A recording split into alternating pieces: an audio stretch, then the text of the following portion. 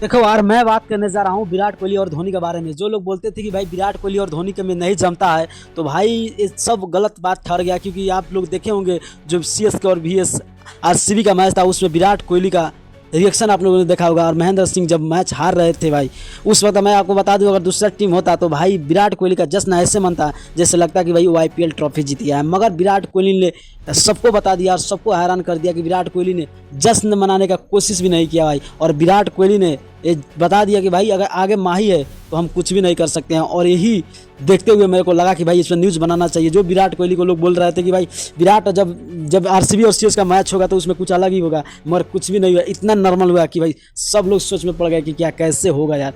इसी तरह शायद सबको पता होना चाहिए कि भाई विराट कोहली, और मैं आपको बता दूं, जैसे महेंद्र सिंह धोनी का इमेज देखकर सब इमोशनल हो गए। और क्योंकि होना भी चाहिए, क्योंकि देखो ये दोनों का दिख रहा था, फोटो में दिख रहा था, इमोशनली टचिंग दिख रहा था। तो इसी वजह से मैं बोला कि कुछ भी नहीं हुआ और दोनों फैंस बहुत खुश भी है। तो भाई आप लोग आपस में लड़ाई मत करो, क्योंकि महेंद्र सिंह धोनी और विराट कोहली एक आपस में बहुत अच्छे संबंध में है। तो आप लोग क्या सोचते हैं, आप छोटा सा कमेंट कर देना। विराट और रोहित के बारे में नए हो तो चैनल को सब्सक्राइब कर लाइक कर देना।